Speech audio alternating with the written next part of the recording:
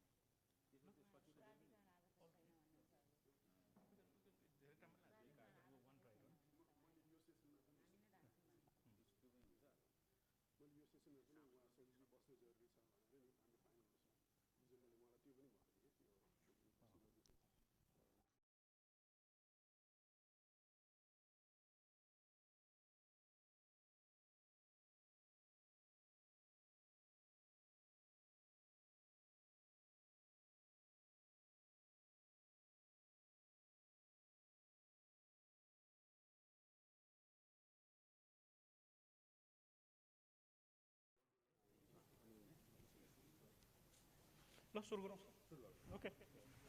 So, welcome to the second day of the proceedings. And so this is a mock session, but let's put a lot of effort, because if we go through this session today, then it makes life easy for everybody on the 9th. So this is the roundtable on Nepal Disaster Resilient Framework. And so if you've seen the acronym many times, so it's NDRF, and so it stands for the Nepal Disaster Resilient Framework. And so today we are very honored to have Mr. Sushil Gewali, who is the CEO of the NRA, as the chairperson for this session. And I'll ask him shortly to give us opening remarks. The official rapporteur for today is Anita Nirola Madam, and so she's also with us and will help prepare the final proceedings. And then I'm Anil Chitrakar, so I'm going to moderate this session. And then, of course, for the presentation of the framework, we have Mr. Anil Pokhrel, and so who is the executive officer, EO Lekasa. So yes, I'm saying EO Lekasa. So these are small things, but these are the kinds of things we need. So CEO, and so we'll go through the presentations. And so as a mock session, the real idea is to get us all on the same page, so that we have questions, corrections like this, and so we make these changes. So to start us, I'm going to ask the CEO of NRA, Mr. Sushil Gewali, to give his opening remarks as the chairperson for this session. Sushil sir? Thank you, Anilji. Thank you very much. Executive Chief of the NDRRMA and all the colleagues presented here. Thank you so much. Actually, it is an honor for me also to chair this the special session. And actually this session has been designed is the second part of the overall conference, where the first part that we discuss in the different levels through the different sessions on the reconstruction experiences that we did and then that we have, and on the basis of that, or on the foundation of the experiences that we have achieved, how the Nepal has to go for making our nation disaster resilience in the future. So for this, the Nepal Disaster Resilience Framework that has been drafted, and then it is in the draft stage, I think, and then that will be discussed in this conference, and then after having the feedback on this conference, then that will go into the final sort of approval process internally through the different level of the layers of the decision making, the mechanisms, the executive board of the NDRRMA, or the advisory the council of the NDRRMA, and the different levels will be discussed later on, and then that will be finalized. So what we expect from this today's the session, actually in the mock session, even in the real session in the future, that the feedback will be received, and everyone in this conference will be having the same page on the future roadmap of disaster resilience Nepal, and then we'll be coming to a certain conclusion on the basis of which this will be taken forward in the future. So I wish all the best in this conference, in this session, and then expect the lively discussions and the suggestions, feedback on this, so that it will be enriched in the future for its this regular sort of the approval process. With this, I would like to request Anilji to go ahead, and then thank you so much. So thank you, Sushil sir. And so, what we will do is, after the presentation, we will, have a floor discussion. And so for this particular session, we have three major groups of people, in the audience. So one, of course, are the development partners and the representatives, who, of course, deserve a big round of thanks because they've supported, the reconstruction phase, and of course are also curious to know what the next step in building resilience in Nepal is all about. The second are government counterparts, and so they've played a very critical role, and so that's the second big group. And then, of course, we have independent people, academicians, but also people who take a deep interest in this whole issue. So we'll open up the floor, for that. Just hold your questions. And now I'd like to introduce Mr. Anil Pokhrel, who is the CEO. And so let's listen to the presentation, and then we'll open up the floor. So Anil, the floor is all yours. Yes, thank you. And by the way, Anils are usually good names to have. Yes. So we are good people. Thank you.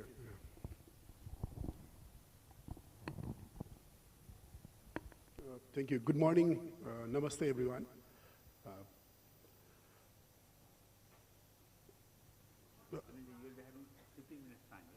need to time it. Host, thank you, sir.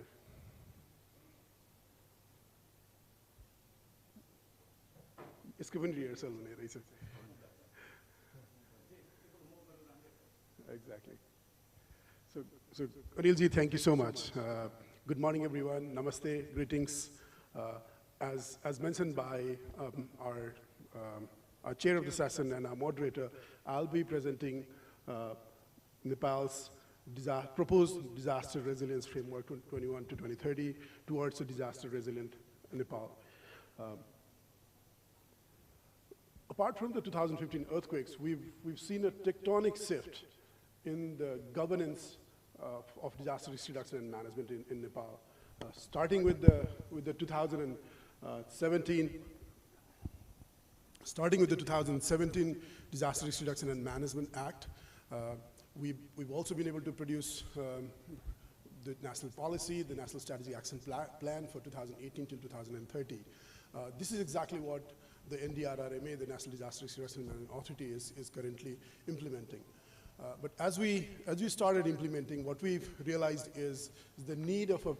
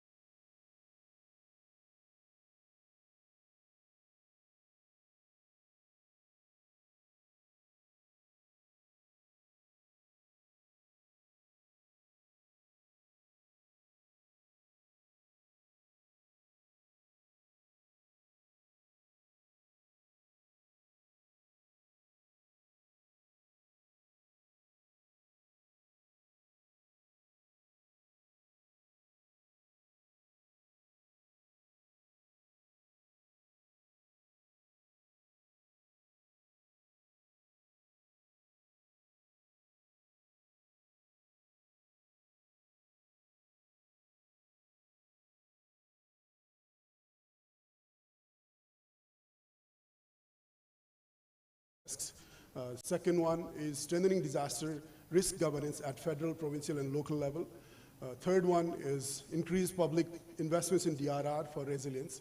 Fourth, enhanced disaster preparedness for effective response.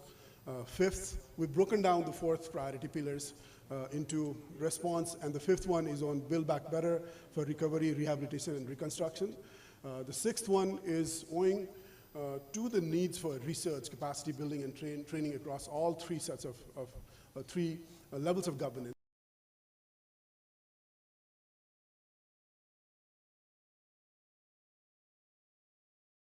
That looks at multiple hazards, and then finally on disaster risk financing. These are the key 8 priority areas for the proposed National Disaster Resilience Framework.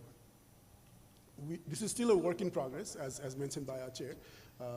And today is the first time like we're sharing it on such a large scale to this August gathering. What we want to do is solicit feedback and then complete the writing over the next month period of time. So especially on first priority area, until unless we don't have a clear understanding that's actionable, especially on the risks, we'll not be able to make decisions. So building on the first priority pillar of the national strategy, we'd want to focus on undertaking multi-hazard, disaster, and climate change risk assessments, that is able to inform us down to the local level, local municipal level, a critical component of which is the structural integrity assessment of all public and private schools, health facilities, public buildings, and heritage monuments for key hazards that will inform risk investments and scope of work. Thirdly, to establish a disaster risk and climate change risk screening and assessment process for sectoral development projects. And then fourth, the fourth goal is on flood inundation, sand depletion, and bank cutting risk along the Nepal-India border to assess such risk and identify ways to reduce this risk. Second priority area on strengthening disaster risk governance at federal, provincial, and local level. We've identified 4 major goals for it. And so, so these goals are mostly targeted at identifying major rules, policies, and strategies, not only at the federal ministries, but also at the provincial, district, and at the local levels. A key task for which is, what we've realized, especially in the last 2 years of our operations at NDRMA, is a lack of clear delineation of the roles and responsibilities between the 3 tiers of 3 levels of governance. And then translate this national disaster risk framework down to the local governance. On third priority area, which is a key focus of this national resilience framework, is to inform is to basically focus on expanding the areas of work, especially in terms of reducing risk. The key sectors that are identified, especially looking at strengthening, especially looking at making the schools, the public facilities, and critical infrastructures safe. These are key priorities across all the countries, building on the tremendous learnings that we had from the NRA's experiences, looking at various structures. What we've also witnessed, especially within the last decade, is extreme events happening that has rendered a lot of settlements around Nepal, especially in the mountains and in the Tarai, unfit for settlement. So there's a huge challenge of resettling these settlements into safer locations, identifying those settlements, and then moving these people out of those risk zones is a key priority area. In addition to that, there are other key sectors such as agriculture, such as transportation, that requires investments in terms of building resilience. Landslide is a key challenge for designing and sustaining our infrastructures. So considering these risks into the future design of buildings, design of structures, and taking it down to the local level so that they're able to make their infrastructures and investments safer in terms of disasters is a key goal identified in this priority. There's 16 goals that have been identified. I don't want to go into detail each of these. The fourth is enhancing disaster preparedness for effective response. No matter how much we invest on it, there's always a residual risk. So to be better prepared for such events, for such disasters, building on the 2015 experience and from the recent earthquake and landslides and flood response, we've identified key priority areas and goals for strengthening our response capacities within the security agencies, the Nepal Army, the police, and the APF, but also looking at means of, again, strengthening capacities of volunteers down to the local level. We prioritize the formation and the establishment of volunteer bureaus across all 4 levels of governance, training them, equipping them, and strengthening capacities at the provincial, district, and the local levels by constructing warehouses, by adequately stockpiling search and rescue equipments, but also rescue and relief items. In addition to that, in terms of response, we also would want to kind of engage with the private sector community, especially in terms of designing a building business continuity plan. So these are things that we've not been adequately addressed in the past. So this is how we're building on our years long of experience, especially on strengthening the response capacities. Fifth one is a critical component for us, especially in terms of, again, graduating from the knowledge and experiences that we've been able to acquire within the last 6 years, from NRA's reconstructions experience, the NDRF jointly have been able to come up with guidelines for other set of hazards, particularly the landslides and floods. We're already reconstructing around 6,000 private residences. We're also working with a lot of relevant partners in terms of collectively using our knowledge in terms of graduating towards green recovery and resilient settlements. So this is an area where we want to focus mainly in terms of, again, coming up with an integrated national strategy for and a guideline that incorporates all kind of hazards to recover and rehabilitate. Socioeconomic recovery is a key goal that we've identified based on the learnings from NRA over the years. Priority 6 is on research, training, and capacity building. As we all know, again, the National Disaster Risk Reduction and Management Authority is pretty in its nascent stage. This is only our second year of operations. But what we also realized is now with local governments taking a lead role in terms of, again, advancing the disaster risk reduction and management, this is where a critical need for building capacity at the local level is a big priority. So to address this, special focus has been charted out to strengthen capacities for sectoral ministries at the provincial, but also at the district and the local levels. Building on the lessons and experiences, particularly from NRA, especially in terms of training, not only train engineers and technical staff, but also training locally elected officials are also equally important. This is what we've learned, and we have been collectively working on guidelines and training designs and manuals over the past 2 years. We've also been able to come up with series of documents and research products, and we've witnessed the release of this yesterday. And so we want to build on this. We want to expand this, take this into as part of a curriculum design, and integrate into all levels of school education. Research and education would be a continuing process, and we're focusing in the initial years to mainly, again, design training programs, do e-learning, do joint training and design curriculums so that it cuts across all levels of governance. The 7th one is on end-to-end multi-hazard early warning system. We've observed and we've witnessed tremendous success, especially on the flood early warning system over the past few years. We'd want to build on that to mainly cover it and to make it a multi-hazard early warning system. Since last year, we've already started impact-based forecasting especially for landslides. We'd want to expand that to cover areas such as lightning, such as earthquake, even air quality and windstorms. This is currently being done through the establishment of a decision support system that includes a common alerting protocol and communication systems that is able to reach out to every citizen using different forms of media. Last but not the least, especially in terms of our priorities, is on disaster risk financing, building on, again, the experiences from NRA. What we've witnessed is there's always a residual risk, and so to address this, we need to look at risk transfer instruments, and particularly insurance and contingent fund are some of those key areas that we're working on. In addition to that, we're also working on adaptive social protection kind of instruments that also reaches out to the poorest and the most vulnerable. So this is how charting out a disaster risk financing strategy has just recently been completed.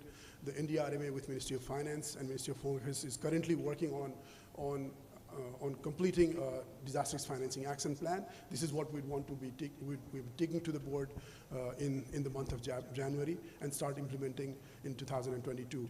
So these are 8 key priority pillars that we've been able to identify for the National Disaster Resilience Framework. Now, in addition to identifying the priority areas, what we're also looking at is our current institutional framework to actually implement it. our existing institutional framework is limited in terms of its structure and the size of and the staffing that it currently has. So we're revisiting this. There's already been a council decision to expand this into a much broader and a much wider institution that includes technical staffs, has four directorates, especially looking at these 8 functions that I mentioned earlier. In addition to the institutional framework, we're also charting out implementation framework that identifies roles and responsibilities across all federal ministries, provincial, district, and local governments. Gender and social inclusion is a key dimension that we not want to miss out, especially in terms of integrating these aspects into all priority pillars, but also in the roles and responsibilities while implementing this framework. A critical component is the financing framework. Without financing, we'll not be able to, again, take this forward and realize it. Again, owing to NRA's experiences, what we've witnessed is, in addition to the prioritization, we also need to assign financing for each of these activities. We're currently working on exactly identifying the ballpark figure as how much resources is required for the first 5 years and the next 5 years, but also breaking it down on an annual basis. Yeah. Now, in terms of taking it forward, what we realize is this is not a task that we could do it alone. So we would require a tremendous and a continued support from development partners, building on the experience of NRA, but also other resilience building measures. We also understand that, again, this is a work that also requires multiple cooperation across multiple partners, such as the private sector and also the civil society and NGOs and INGOs. This is what we'd want to kind of take it ahead. The work that has been done, especially in terms of documenting these experiences, are a key understanding, key figures, key lessons that would help us chart out this and implement the National Resilience Framework. So Anilji, so we're just hitting the 16, 17 minute. So you're fine. So 15 minute baneko. So we'll just keep it in mind. Let's complete. So I still need to do the last slide. Please. That's, but you're on time. Good time. As pretty much, this is pretty much of my slides and what I wanted to kind of present. So I'll stop here. No, you can go to the last slide. My last slide is yet to be designed. It's yet to be designed. Good. What I wanted to say is, again, is on that, again, so 2 things that I want to mention. I think, like, we've timed it now, Anilji. And so in terms of, again, taking forward, what I really wanted to hear from is, again, the feedback in terms of improvements, but also wanted to say that, again, this requires a lot of, again, improvements in terms of the graphical and the pictures and those designs. I've also passed it on to our graphical design team as well. So based on the feedback and suggestions that we've received, we'll refine it over the next 1 or 2 days. I don't think we need to work on the time too much. So 16 minute baneko, that's really good. It's fine. I think on that. I'll stop here. Thank you. I think on that one, so the point in regards to the timing, maybe because of these, if there is a really a need, maybe we may think around 4 or 5 minutes to aid. We will request to the ask to the secretariat to add on that. Actually, this presentation is really related here and also in the next session as well. So we'll be having the time for the discussions also. But maybe we can add around 4 or 5 minutes if really needed. So, yeah. But otherwise, I think it's good. Otherwise, fine. So, we'll, basically, start a discussion. And so again, this is a mock, session, but it'll be good to, take some questions. So let me pretend that I'm a development partner. So I'm development partner A.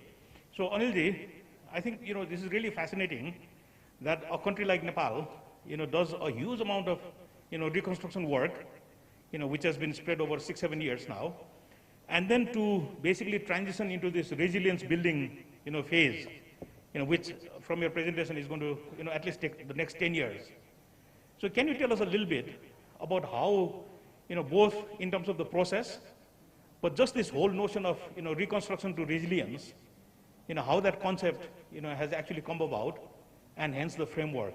So can you tell us a little, background on the whole thinking that has gone, behind it? You've mentioned climate change. You've mentioned the fact that we have disasters. But it's very clever that we're moving from reconstruction to resilience. Can you tell us a little bit more? Shall we wait for more questions? Or No, let's take this and then. So, more questions. More questions, right? Any? Difficult ones. Difficult ones. Difficult ones, yeah. Please. Thanks, Sachin sir, for VP1 for raising this question. What we've witnessed over the last few years is the speed and the extent that disasters are increasing, and our investments and our capacities are not able to really meet them. This is a challenge that we're confronting with. So, and secondly, what we've also seen is, let's take the case of 2021 floods and landslides. We've lost nearly 5,000 houses. A tremendous amount of, again, other infrastructure such as roads, breezes, and other critical infrastructures. What we've seen is the investments and our efforts to keep up with the reconstruction of these, but also not only reconstructing them, but also looking at how we could do in ways that these are sustainable from future shocks and future disasters is something that really pushed us to take this forward. But more importantly, what we witnessed is the tremendous amount of knowledge and experience, especially in terms of, again, really charting out new territories of, again, reducing risk by NRA. Integrated settlements, we've never been able to really do it in such a comprehensive way. So this is an area that we'd want to really take forward. Areas such as retrofitting, areas such as, again, considering risk considerations into risk assessment into future planning of settlements. This is what we've been able to learn together in the last 6 years. So building on these experiences to look at critical sectors such as schools, such as health facilities, such as water supply, roads and bridges, and how we take this so that our investments are not wiped out by future shocks is something that really pushed us to really think on these lines. And more importantly, we've also witnessed that, again, this requires a joint cooperation between multiple agencies, development partners, and requires financing to take it forward. So this is where all these experiences from NRA, but also, again, the challenges that we're confronting almost on a day-to-day basis is something that's been pushing us to get towards this direction. Thank you very much. So that's very enlightening. So questions from the floor. So I just want to highlight the fact that this is a very inclusively designed conference, and so we have both sign language translation. We have language translations, and then also because of the pandemic, many of our participants are virtually online, and so we will be checking both the chat box, for questions for people from the Zoom, but also we have the app, and so if you start putting your questions onto the app, then we actually have volunteers who will screen it and put the questions for us. So we've tried to make it as inclusively designed as possible. So okay. Questions, please. Just introduce yourself. Yeah, mock question. Mock question. This is Hemang Karelia from World Bank. Sir, I have a question that Nepal also has 2018 to 2030 action plan on disaster risk reduction. And it lays out so many priority areas for Nepal, just for the focus on systematically reducing disaster risks. So as of now, we are in 2021, end of it.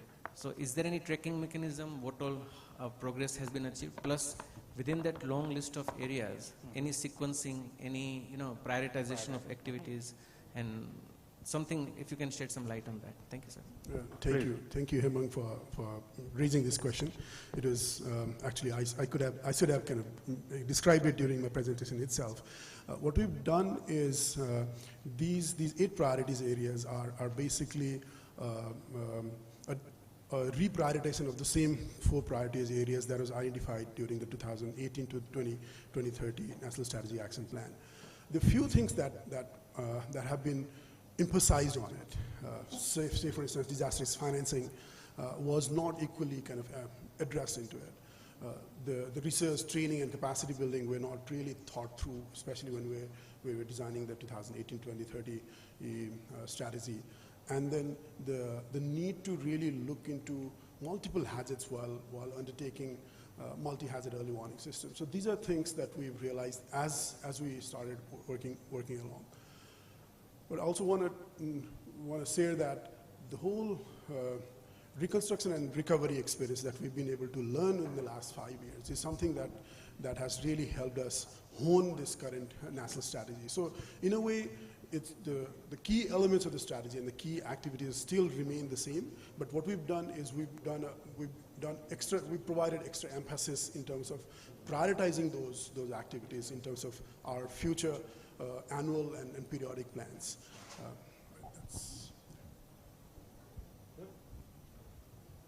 Okay? Any more questions from the floor? Okay, so let's just, this is a mock session, and it's really good and very helpful that we've, got an idea, for the framework. And so what I thought was, before we give you comments on the slides themselves, maybe we can end this session and then go into more the, the timing, the practicalities. So let's end this session by asking the chair of this session, Mr. Sushil Gewali, who has actually spearheaded the reconstruction phase, and so to give his chairperson's remarks, and we'll then spend a little time on the actual modality and the slides. So, Gewali, sir. Thank you. Thank you very much. It was really an excellent presentation, and also the very lively discussion that we had, and then the lots of feedback and suggestions have also come up from the floor. What we today is after the discussions, what we can conclude that the NDRF is the need of the time for Nepal, and on the basis of the experiences of the National Reconstruction Authority, along with the planned sort of reconstruction that it did through the PDRF and the PDNA sort of framework, it is really helpful for having the NDRF so that the future disaster resilience activities and the plans and programs can be designed through that, and then it will be systematically be implemented. So in that sense, I think this conference, and especially the sessions, the suggestions and the feedback are really very important, and the NDRF and the government of Nepal will be taking this forward. Along with that, I think another important point that has also come up, I think that will certainly come up later on, but that has come up, I think, the grid, which has been agreed upon by the development partners and together with the government of Nepal, and then that has been agreed upon, and then that is one of the foundation also for this framework, which has also come up in this and conclusion in this program, so that this will give an opportunity for us to have a overall sort of the financing and also the implementation sort of the framework and the assistance that will be available from all of the development partners who will join hand through this framework, as well as by the government agencies, private sector, and the civil societies, and all the actors, including the communities. And the major priority areas have been identified, and there is certainly a need to work, certainly the monitoring and evaluation framework that is under the preparation. I think as we heard from the presentations, and also another part that is very important. I think one of the area in the training, which we agreed also, training and the institutional the framework, that there is a need to have special assistance to be provided to all the three levels of the government, the federal, the provincial and the local governments, and the district disaster management committees, that are to be enhanced, that their capacity is to be enhanced, and actually the institutions are to be created now, the established also. So this is also another area, I think, that has also been concluded from this session today, that are to be added, and then that is to be also to be focused. So overall, this is really very good, and we certainly have to look into the past sort of the experiences in regards to the implementation of the strategy action plan that the government has already adopted, and then that will also be looked into, and then the more analysis is to be made, so that how we can go ahead in the future. So with this, I congratulate and thank all the participants that they contributed on that, and especially NDRRMA and Chief Executive of the NDRRMA, that you have come up within a very short period of time this framework, and that will really be lead our government, Nepal, to make this the resilient nation by 2030. So with the goals will be achieved, and then I wish all the success in the future as well. Thank you so much for all the participants and also the presenter. Thank you. Thank you. Thank you very much. Okay, so let's basically end this session. But, so if you have comments, feedback, on how to improve, the slides or the presentation, because I think this is one of the critical, sessions, and so, how to make it more effective. Okay, so I'm the moderator, so only you can, relax a little bit, because these are just feedback, right? And so I think you've done a good job already of making the framework and the presentation, but let's take the feedback. And so wherever you can improve, we would take it in, but everybody can give their feedback. So any, outstanding feedback to Anilji? Anybody? So let me start. So one issue is the slides, where the 8 priorities, I think, are very clearly laid out But when you try to list, 16 goals, I think PowerPoint was not designed for that. You cannot list 16 goals in every slide because it doesn't really help, for the audience. So any ideas on how, my simple idea would be you put the priority and the top 3 goals and to say, there are 16 goals, but, how do we, put 16 goals on a slide? So this is a challenge. Is it a design challenge? Do we just put visually? Into sorota goal bhayeko ni, the slide, in the higher, when we are a bigger hall, so it will be a challenge. 16 slides photograph or something like that. Icon. And that, side, and then you may highlight maybe 4, 5, whatever the numbers, major highlighting the points in the board or in the certain sort of But the 8 priorities came out very clearly, but the 16 goals is very difficult to follow. And also you may not want to describe all 16. So you can maybe say top 3. There are 16 goals, but here are the top 3 ones. So you still want to not miss the key ones. Absolutely. Aru, any comment? Sir, presentation. I think I will give some of the feedback on this.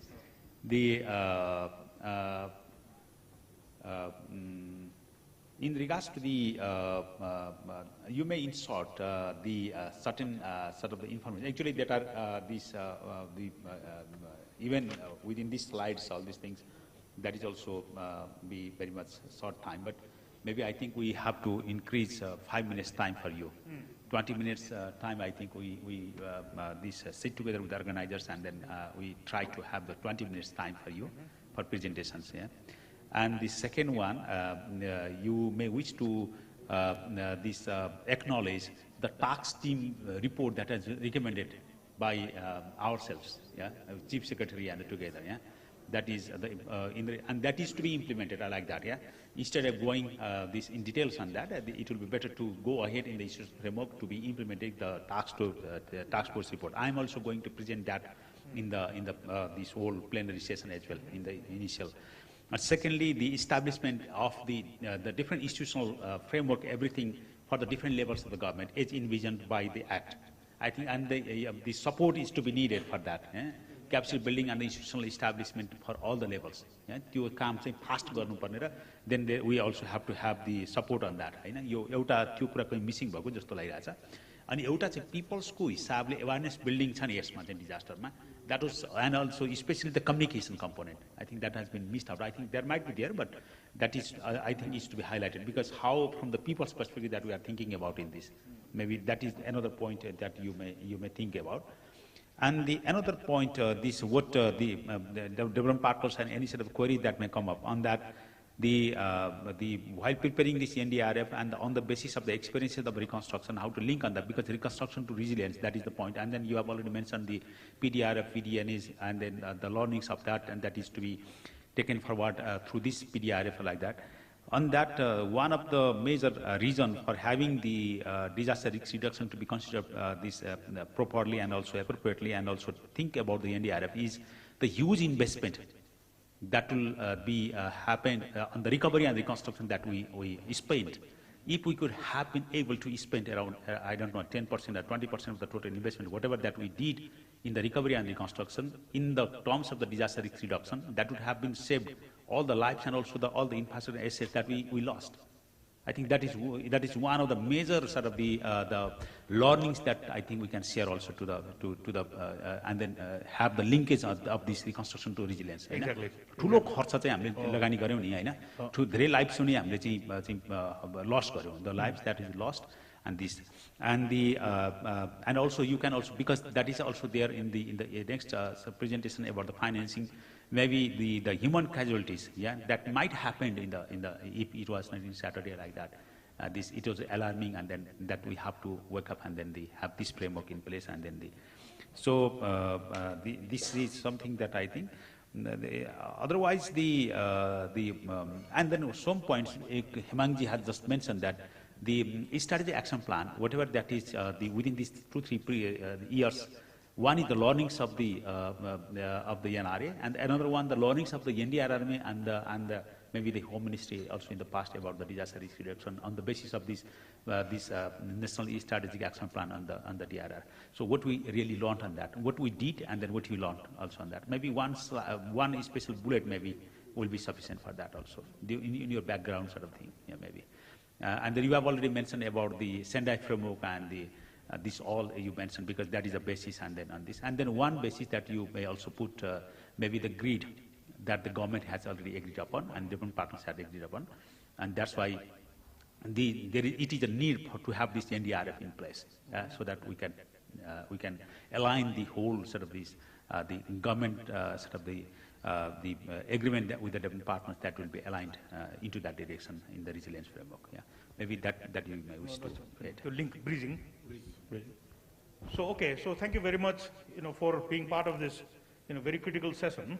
And so I would like to thank, the chair, for this session, Mr. Sushil Gewali, who is the CEO for the NRA. I would like to thank the paper presenter, Mr. Anil Pokhrel, who is the CEO of the NDRRMA. I think executive chief. That is chief. Chief. Okay, so it's my EO. C, not the O. C. Chief. Oh, so we'll want to have the officer like that. Oh. You want to have a chief executive. So the chief executive, CE. CE. Yes, ma'am. Santanu cheese, but we'll correct it. So yes, ma'am, EO. So let's take a very short break, and then we have the the second part of this session. Please, do you have a mic there? Yeah. Okay. Just introduce yourself quickly. Okay. So my name is Adi. Many folks in the room know me. I'm the devil's advocate of NRA. Please. Some global perspectives. So this was a mock, yeah? And it should have been, to an extent, as close as possible to reality. We started 29 minutes late. Yeah. Sure. Moderator, please introduce yourself first before introducing everybody else. Sure. You did it, I don't need a mic.